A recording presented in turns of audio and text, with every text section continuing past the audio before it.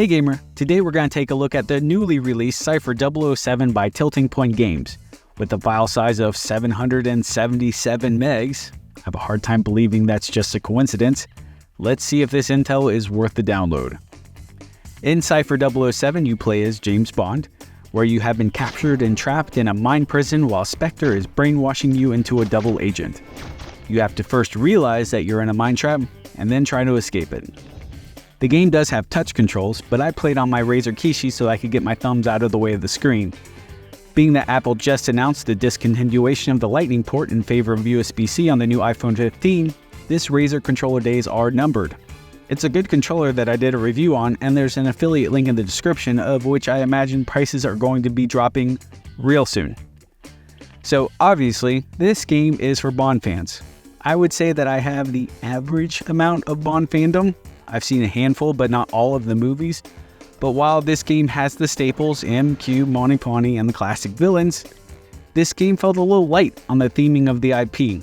Without the occasional dialogue of, "Bond, watch out for the trains," they say, and then I go get immediately hit by a train, I would regularly forget that this was a Bond game at all. It just felt like a stealth game. For you real Bond fans, let me know in the comments if you got that same impression. Speaking of being a stealth game, that's exactly what this game is.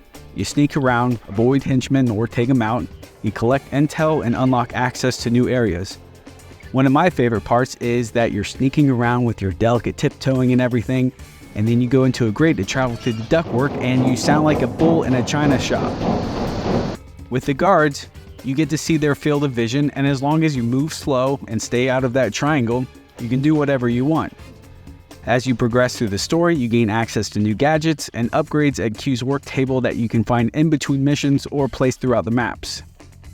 So far, I'm not having to rely too much on the gadgets you can make your way through with figuring out the timing of the guards and quiet takedowns. Right now, I'm more than halfway through the game and each mission takes me less than 10 minutes to get through, so it's really easy to cross off a mission here or there while you're on the go. Now, I've mentioned in the past that I am not a fan of stealth games. They make me stressed and anxious, so most of the time I just avoid them. And then I started playing. I was being extra careful. I never got discovered. I would hide in the lockers and slowly pick off each henchman.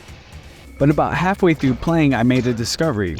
If I did get taken down, when I started from the last checkpoint, I noticed that all the bad guys that I had taken down up until I was knocked out were still gone, and that all of my ammo was refilled too.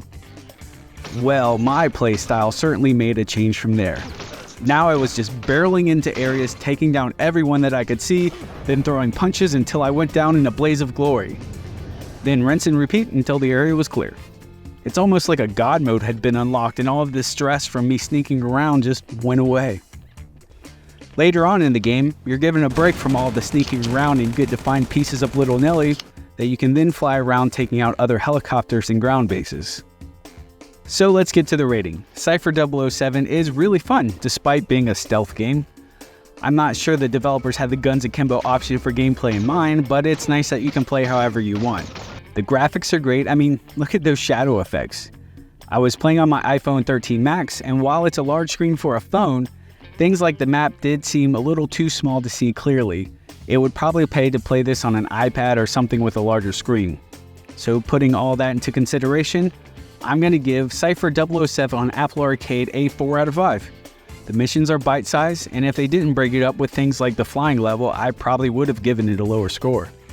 If you want to check out other games like this on Apple Arcade, I would check out Tilting Point's other IP games like Doctor Who Hidden Mysteries or Star Trek Legends. Well, that's all for today.